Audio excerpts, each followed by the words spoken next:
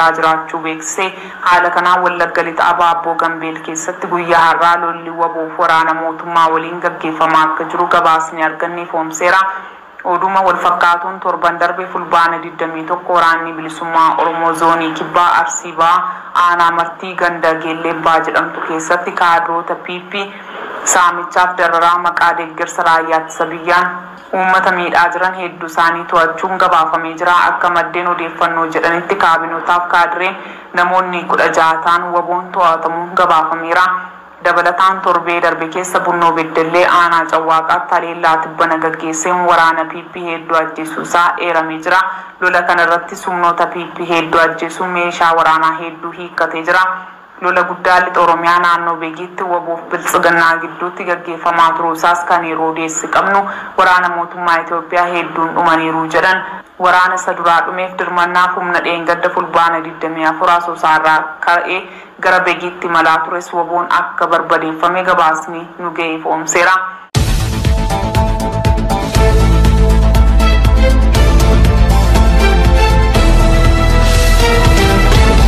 Waraanni mootummaa Itoophiyaa gidduu kana naannawaa Beegiitti dhuman koomaandoo leenjii biyya alaa qaban akka ta'es gabaafameera. Kana malees guyyaa tokko dura Wallagga Ba'aa Gudayyaa Biilaa cabsee seenuu waboon haleellaa waraanaa gaggeesseen injifannoo gonfachuunsaa eerameera. Lola Gudayyaa Biilaa keessatti gaggeeffameenis loltoota PP hedduun dhumaniiru jedha odeeffannoon nuyi arganne. Kana malees Shaggar Ba'aa Boosat keessatti lola guddaan waboo fi humnoota PP gidduutti gaggeeffamuu kan eeramu yoo ta'u, waraana Boosat keessatti gaggeeffameen Koomaandar Ziyaad Ahimad kan jedhamu qondaala olaanaa poolisii Oromiyaa kan ta'e ajjeefamuusaa.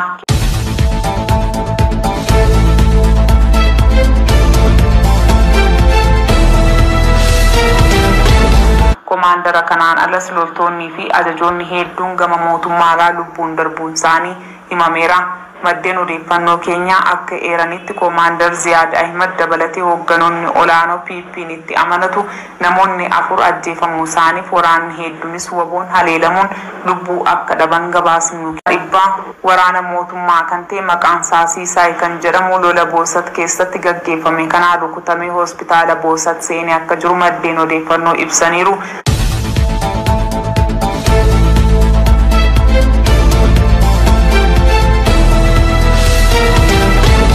Shaggar Ba'aa Onuma Boosat bakka addaa Goobaa Ajjoo jedhamuttis waboon guyyaa tokko dura haleellaa guddaa waraana PP irratti gaggeesseen waraana mootummaa Itoophiyaa Ayisuuzii 2 fi paatroolii 2 deemaa turan irratti tarkaanfii fudhateen guutummaan dhabamsiisuusaa beeksisee jira.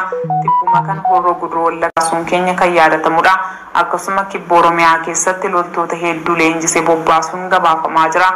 Eebba waboo kanarratti kan argaman hoogganni waboo Jaal Gammachuu Abbooyyee argamuun haasaa taasisaniin hawaasni Oromoo ammallee cimsee waraana isaa ijaarrachuu akka qabus dhaamaniiru. Waraanni bilisummaa Oromoo zoonii lixaa Birgeediin Odaa Bulluq Wallagga Ba'aa keessatti argamu waraana mootummaa bakkasitti hawaasa naannichaa goolaa jiru irratti hattee hidhuun tarkaanfii fudhachuun ibsame. Miseensi waraana bilisummaa Oromoo tokko raadiyoon Dirree Shaggaritti akka Cibraan Abbishee Garbaa Buttaan Tulluu Caalii godina Wallagga Ba'aa aanaa Gudayyaa Biilaa iddoo addaa Laga Jimaa jedhamu socho'aa ture waraana mootummaa irratti tarkaanfii fudhateen injifannoo boonsaa galmeessuu ibsee jira. Jedhutti hidhattoonni waraana bilisummaa Oromoo konkolaattota 16 godina Shawaa Lixaa aanaa Baakkoo Tibbee irraa ka'uun gara magaalaa Shaambutti imalaa wayita turanitti tarkaanfiin kun irratti fudhatamuu eere. Tarkaanfii fudhatame kanaan konkolaattonni waraanni mootummaa ittiin imalaa turan kanneen 9 ta'an akka barbadaa'anii fi hidhattoonni waraana bilxiginnaa lakkoofsan 29 ta'an battalumatti akka ajjeefaman akkasumas kanneen madaa'an muraasa akka hin taane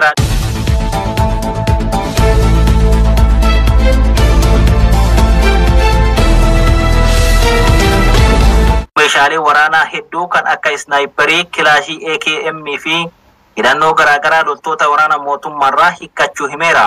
Dabalataanis jalqaba torban darbee kana godina Horroo Guduruu Wallaggaa aanaa Horroo bakka addaa Gabaa Sanbataa jedhamutti humni furgaatu woboo kaambii waraana mootummaa cabsee seenuun tarkaanfii fudhateen loltoota baay'ee ajjeesuu fi madeessuu ibseera. Tarkaanfii kanaanis lola hiikkachuu beeksiseera.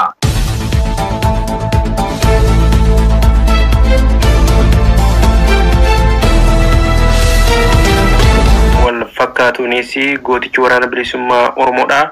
Wobo zoon lixaa keessa kan sosoo godina Wallaggaa lixaa ona Gaanjii keessattis tarkaanfii cimaa guyyuma kana loltoota biltsiginnaa irratti fudhateen injifannoo galmeessuu kan himu hoggaa ta'u lola guyyaa kana gaggeessaa turen qawwee hedduu hiikkachuudhaan waraana faashistii biltsiginnaa hedduu isaanii booji'uun akkasumas hedduu isaanii fixuudhaan qabeenya biltsiginnaa hedduudhaas dhuunfatee jiraachuu beeksisee jira. Guutuulee oduuwwan injifannoo gochuu waraana bilisummaa Oromoodhaa gumaa ilmaan Oromoo baasuu akkasumas qabsoodhaa gaggeessaa jiru wajjin walqabsee fudhataa jiru irratti bal'ina isaa akkuma arganneen kan isin biraan geenyu ta'a.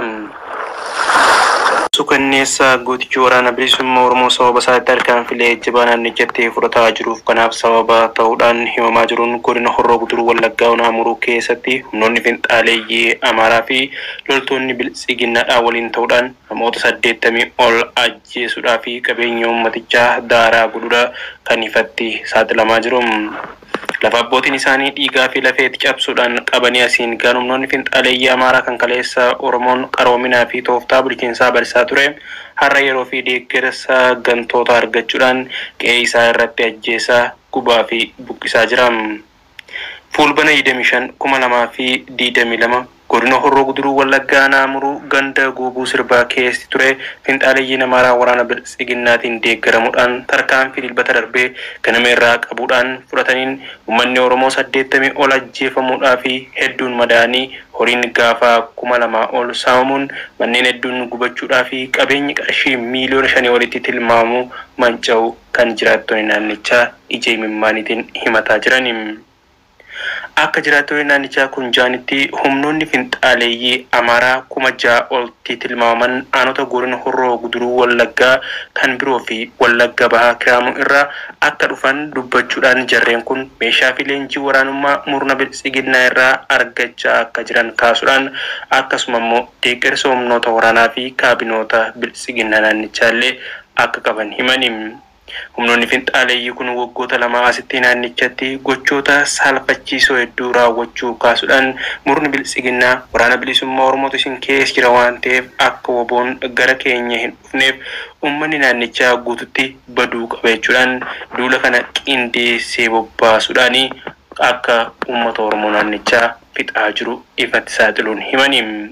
Haaluma kana erga duguggaan sanyii hangana ga'u uummata Oromoo irraa geeboota hawaasa naannichaa aanichaa odeeffannoo bal'aa qabuun duguggaa sanyii gareen faannoo Amaaraa isarratti raawwate kanaaf haala mijeessaa kan turan kaabinoota biltsiginnaa kanneen aanicha keessa turanii fi humnoota kana deeggaraa turan irratti tarkaanfilee jabaa furachuu kan eegale hoggaa ta'u gama biraatiin ammoo kaabinoota biltsiginnaa keessa kanneen yeroo kanatti uummata cinaa dhaabbataniif ammoo simannaawwan jabaa taasisaa fi jiraachuu isaatis kallattiilee adda addaatiin odeeffannoon ba'u himaa jira. Uummanni Oromoo naannichaas if gurmeessuudhaan sochii waraanni bilisummaa Oromoo